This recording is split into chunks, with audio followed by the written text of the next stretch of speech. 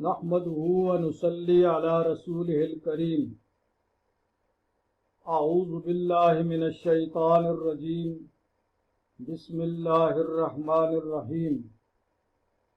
قل إن صلاتي ونسكي ومحياي ومماتي لله رب العالمين. اللهم صل على محمد وعلى آل محمد كما صليت على إبراهيم وعلى آل إبراهيم إنك حميد مجيد. اللهم بارك على محمد وعلى آل محمد كما باركت على إبراهيم وعلى آل إبراهيم إنك حميد مجيد. محترم سامعین، خواتین و حضرات،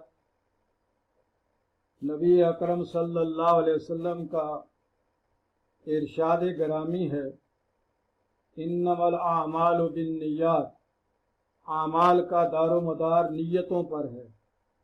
اس لیے خاص طور پر قربانی کے حوالے سے توحیدی عرض کرتا ہے کہ ہمیں بار بار اپنی نیت کو ٹٹولنا چاہیے اور جانور کے گلے پر چھری رکھنے سے پہلے آخری بار ضرور ٹٹولنا چاہیے. نیت پر نظر رکھنی چاہیے.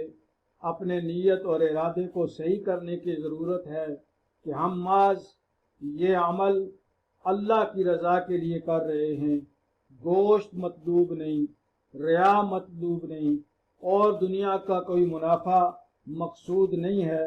ہم جانور کی قربانی صرف اور صرف سنت ابراہیمی پر عمل کرتے ہوئے اللہ کی رضا کے لیے کر رہے ہیں.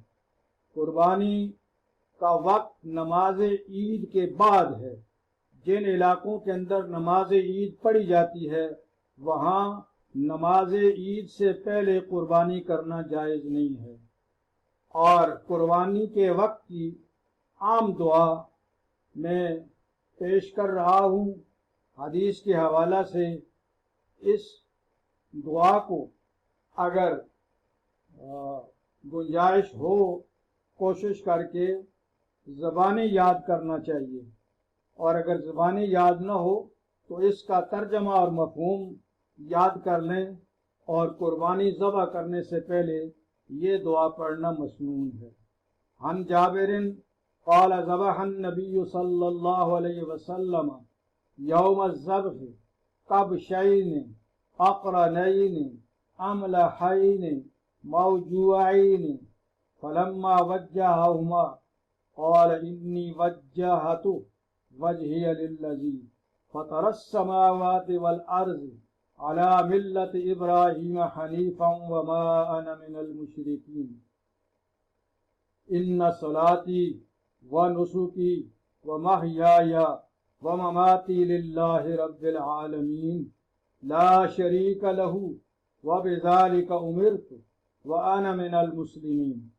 اللہم منک ولک عن محمد وامتہ بسم اللہ واللہ اکبر ثم ذبح.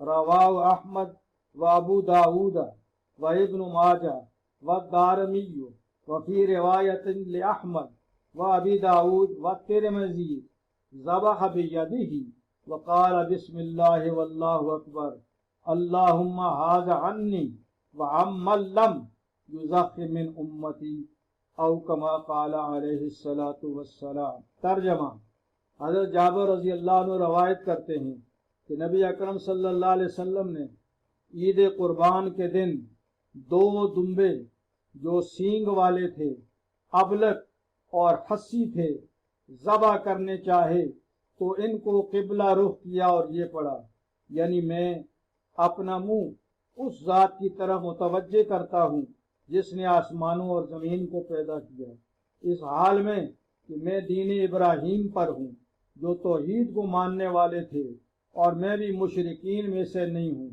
بلا شبہ میری نماز، میری تمام عبادتیں، میری زندگی، میری موت، سب کچھ اللہ ہی کے لیے ہے جو تمام جہانوں کا پروردگار ہے. اس کا کوئی شریک نہیں ہے، اور مجھے اس کا حکم دیا گیا ہے کہ میں مسلمانوں میں سے ہوں. اے اللہ یہ قربانی تیری عطا سے ہے اور خالص تیری ہی رضا کے لیے ہے، تو اس کو محمد صلی اللہ علیہ وسلم اور اس کی امت کی جانب سے قبول فرما، ساتھ نام اللہ کے، اور اللہ بہت بڑا ہے۔ اس کے بعد آپ نے ذبح کیا۔ اور ابو داؤد اور ترمذی شریف کی ایک روایت میں یہ الفاظ ہیں کہ حضرت صلی اللہ علیہ وسلم نے دونوں دمبوں کو اپنے ہاتھ سے ذبح کیا، بسم اللہ اکبر، بسم اللہ واللہ اکبر کہتے ہوئے۔ یہ قربانی میری جانب سے ہے اور میری امت کے اس فرد کی طرف سے ہے جس نے قربانی نہیں کی۔ معلوم ہوا کہ جس طرح نبی اکرم صلی اللہ علیہ وسلم امت کے غرباء کی طرف سے قربانی فرمایا کرتے تھے، ہم بھی اگر صاحب حیثیتوں اور استطاعت رکھتے ہوں تو غریب مسلمانوں کی طرف سے قربانی کرنی چاہیے۔ اسی طریقے سے حضرت انس فرماتے ہیں کہ میں نے حضرت علی رضی اللہ تعالیٰ عنہ کو 2 دمبے قربان کرتے ہوئے دیکھا، 2 دمبوں کی قربانی کرتے ہوئے دیکھا، تو کہا کہ یہ کیا، یعنی جب ایک دمبا کی قربانی کافی ہے تو 2 دمبوں کی قربانی کیوں کرتے ہیں؟